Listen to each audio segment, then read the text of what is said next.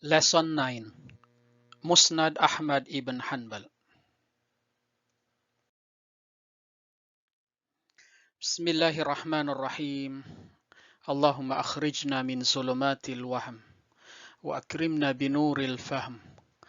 Allahumma aftah alayna abwaba rahmatik wanshur alayna khazaina ulumik birahmatika ya arhamar rahimin walhamdulillahi rabbil alamin.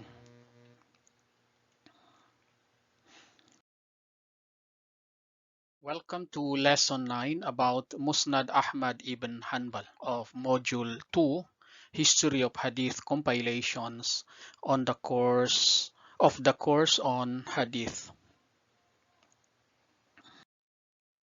In the previous lesson about Al-Muatta by Malik ibn Anas, we have learned that the book Al-Muatta by Malik ibn Anas is regarded as the oldest extant Sunni Hadith work. This treatise has survived since the 2nd century after Hijrah. It contains 3,091 traditions or ahadith. Since this work had been modified by the author many times after its compilation, it earned the title Al-Muatta, meaning revised. In this book, the traditions are arranged according to jurisprudential sections or abwab, and most are consistent with the juristic views of the author or compiler. In this lesson, we will first check Ahmad ibn Hanbal's educational background. Ahmad ibn Hanbal, who in terms of ancestry belonged to Marv, Khorasan, was born in Baghdad in 164 after Hijrah and passed away in the same city in 241 after Hijrah. He was educated in the same city, and in order to pursue higher education, he traveled to different cities such as Madinatul Munawwara, Basra, Kufa, and others, learning under the tutelage of hadith teachers and scholars such as Waqi, Sufyan ibn Uyayna, Qadi Abu Yusuf, Shafi'i, and others. He also trained such students as Muhammad ibn Ismail al-Bukhari, Muslim ibn Hajjaj, Qashiri, Abu Dawud Sijistani, and others.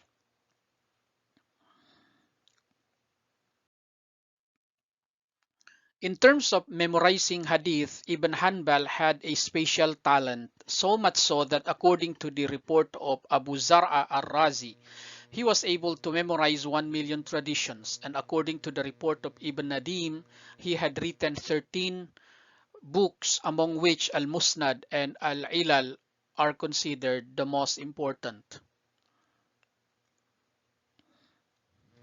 In view of his extensive knowledge of the sciences of hadith and learning hadith from great hadith scholars, Ahmad ibn Hanbal was soon included in the list of great figures of hadith and fiqh.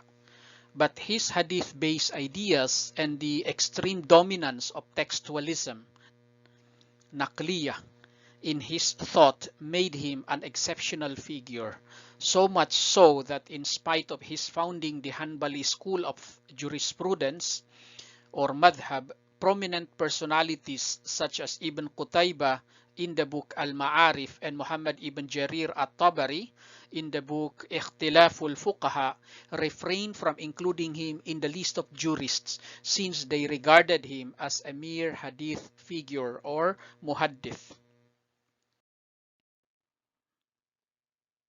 Belief in the correctness of the contents of all traditions, though they may have weak chain of transmission, and acting upon their literal meanings without conducting any interpretation or exegesis or tafsir, which are among the salient features of Ahmad ibn Hanbal's school of hadith, led to the development of the notions of incarnation, tajassum, anthropomorphism, tashbiyah, negation or ta'wil, and the like.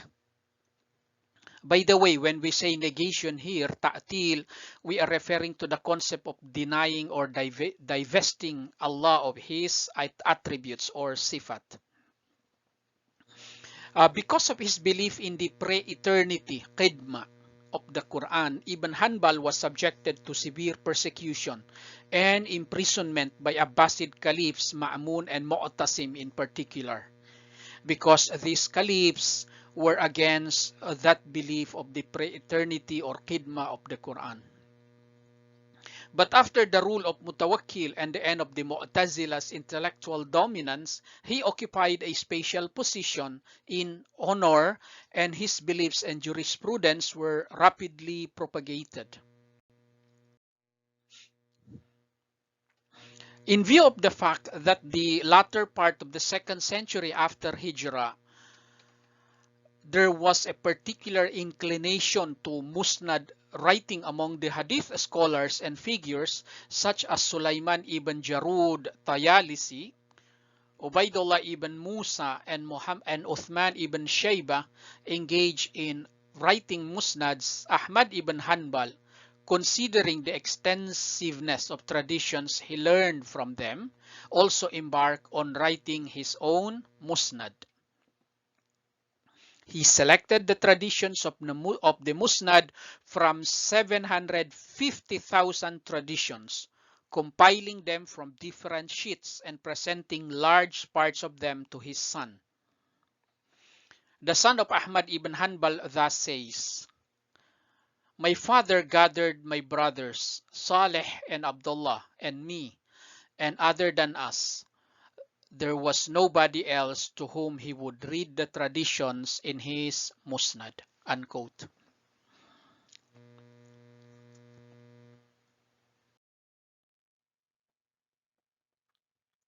It can be inferred from this statement that the sons of Ahmad ibn Hanbal would read to their father the written traditions he compiled from various sheets, and he would scrutinize and edit them.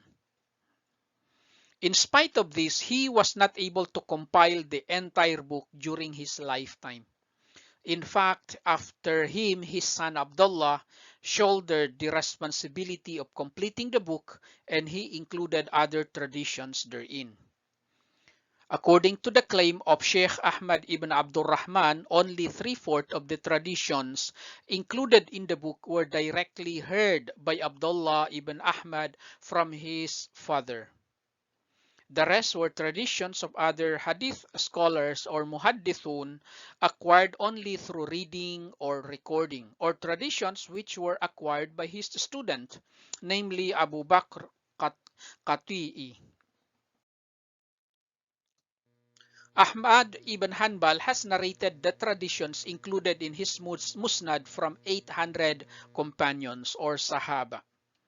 And based on the recent editions, 27,519 traditions are included in this musnad. Among the works done about musnad Ahmad ibn Hanbal are: 1. Al-Musnad al-Ahmad Fima Yata'allaq bi Musnad Ahmad by Ibn Jazri, and Uqud Zabarjad ala Musnadul Imam Ahmad. How about the arrangement of the traditions? As indicated in its title, that is Musnad, Ahmad ibn Hanbal's book was compiled according to the traditions traceable to the companions. Although some musnads, the names of the companions are arranged alphabetically, the arrangement of Musnad Ahmad ibn Hanbal is different, as it is based upon the standing and credibility of the companions. It is arranged according to the following 11 sets. 1. Musnad of the 14 companions, namely Abu Bakr, Umar, Uthman, Ali, Talha, Zubair, etc. Musnad of the Ahlul Bayt, consisting of Imam Hassan, Hussein, Aqil, Ja'far, sons of Abu Talib, and Imam and Abdullah ibn Ja'far.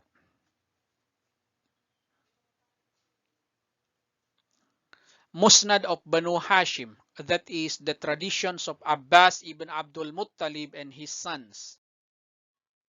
Number 4, Musnad of the 8 companions with ample traditions being narrated, Kathirun Naql, namely Abdullah ibn Mas'ud, Abdullah ibn Umar, Abdullah ibn Amr al-As, Abu Ramtha, Abu Huraira, Abu Sa'id al-Khudri, Anas ibn Malik, and Jabir ibn Abdullah al-Ansari. Number 5, Musnad of the Makkans, consisting of 255 individuals. Number 6, Musnad of the Madinites, consisting of 135 individuals. Number 7, Musnad of the Shamis, meaning the people of Sham or the Greater Syria, consisting of 169 individuals. Number 8, Musnad of the Kufans, people of Kufa in Iraq, consisting of 149 individuals. Number 9, Musnad of the Basrans, the people of Basra in Iraq, consisting of 80 individuals. Number 10, Musnad of the Ansar, that is the traditions of 131 individuals from the Ansar, such as Ubay ibn Ka'ab, Abu Dhar, Zayd ibn Thabit, Mu'adh ibn Jabal, Salman al-Farsi, Miqdad, Bilal, and others. Number 11, Musnad of the women, consisting of 71 female narrators.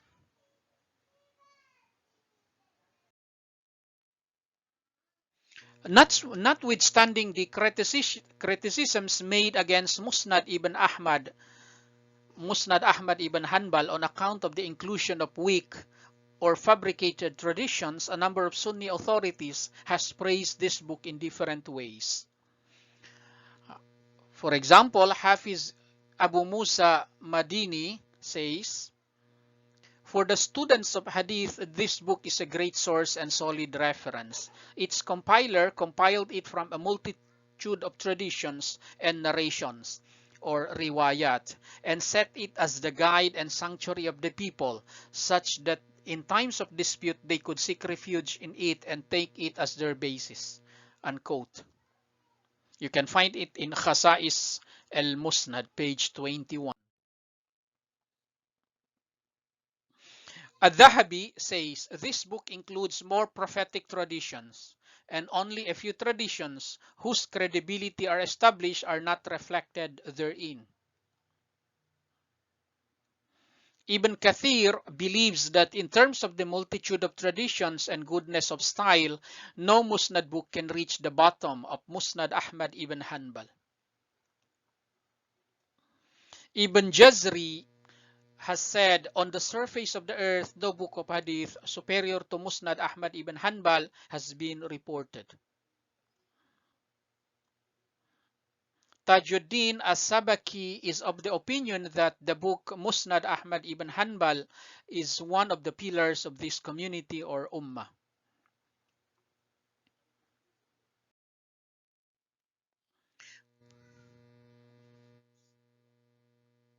Although Ahmad ibn Hanbal had defended the credibility of his Musnad, saying, "I have compiled this book as the Muslim's guide, such that if the people differ concerning the Sunnah of the Messenger of Allah, they could refer to it, and if they do not find in it, they have to consider it void. The book has been subjected to serious criticisms, and the most important of which are the following. 1.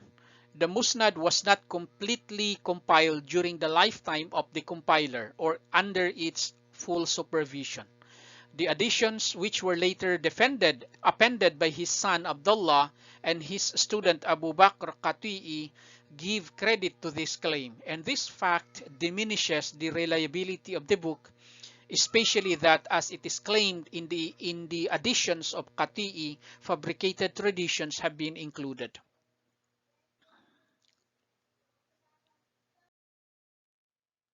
Number 2, as stated by no less than Ahmad ibn Hanbal himself, as opposed to our attitude concerning traditions about the lawful or halal and the prohibited haram, that is concerning religious laws, we are tolerant with respect to the traditions about virtues or fada'il, and we are not strict with regards to the chain of transmission, or sanad. This statement reduces the credibility of this set of traditions because the same tolerance practically results in the inclusion of fabricated traditions. Number 3, basically compilation of musnad books means the presentation of all traditions narrated from a companion or sahabi, and the compiler has less concern with the correctness or incorrectness of the traditions. Such is Musnad Ahmad ibn Hanbal.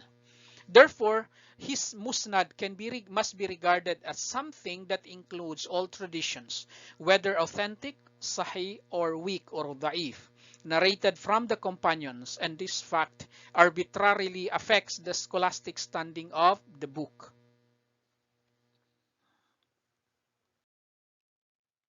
Number 4.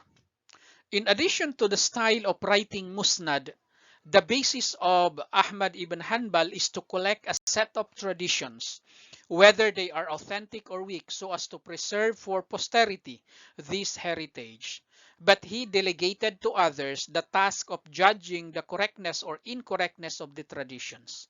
As the proof of this claim, in reply to the complaints of his son Abdullah as to why da'if traditions are included in his musnad, he said, "My motive in the musnad is to collect known traditions, and if we only collect traditions whose correctness we believe in, then only very few traditions will be left in the musnad. Yet, O my son, you know my style with regards to hadith. If there is no opposition to a tradition on account of weakness in the chain of transmission, we have no opposition to it as well."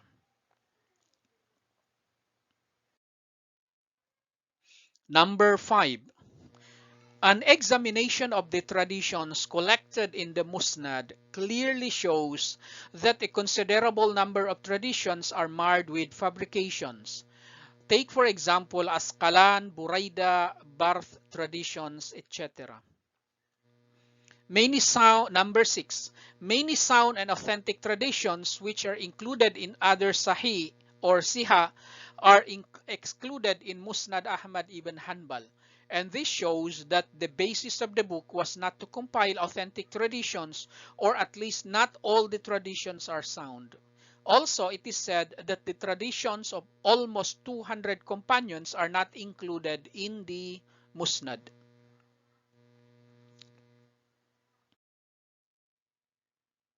Number 7. Many Sunni scholars have doubted the credibility of the traditions in the Musnad, and among them are Ibn Taymiyyah, Abul Faraj, Ibn Jawzi, Ibn Kathir, and Iraqi. Ibn Taymiyyah thus writes, Ahmad ibn Hanbal has included many traditions which are weak or da'if, nay fabricated or maj'ul, according to the consensus of ulama. And although he has a strong memory or being a hafiz, reliable, and has recorded many traditions, kathirul hadith, he has included traditions for the sake of knowing them as practiced by hadith scholars, unquote. By the way, when we say hafiz here, it literally means memorizer and is used as a title in hadith terminology to describe a scholar who has an excellent memory and has memorized a great number of traditions.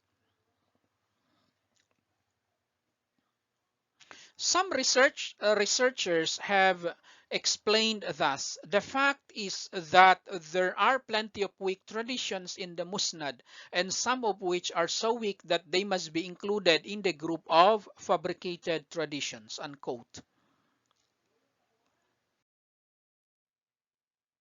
In reply to the claim of Ibn Hanbal that the traditions in the Musnad serve as basis, it is said, even if we consider this claim correct, this statement is only applicable to him and not to us, who can actually detect that weak and fabricated traditions are included in this musnad.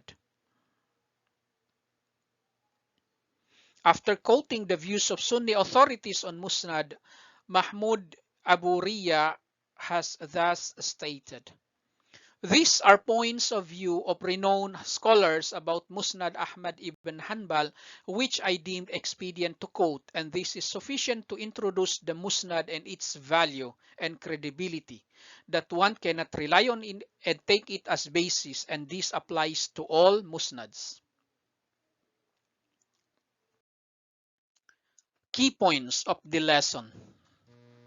In the course of the prevalence of Musnad writing in the latter part of the 2nd century after Hijrah and initial part of the 3rd century, Ahmad ibn Hanbal embarked on writing his own Musnad, in which narrations of the ṣaḥābah are reflected.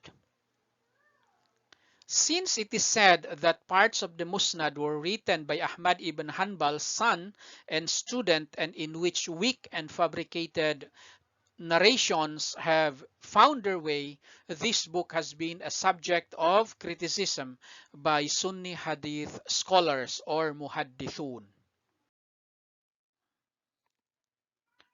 Next meeting, we will deal with Sahih al-Bukhari, inshallah. For more similar lessons, subscribe to Wayfaring with Mansoor channel. Thank you.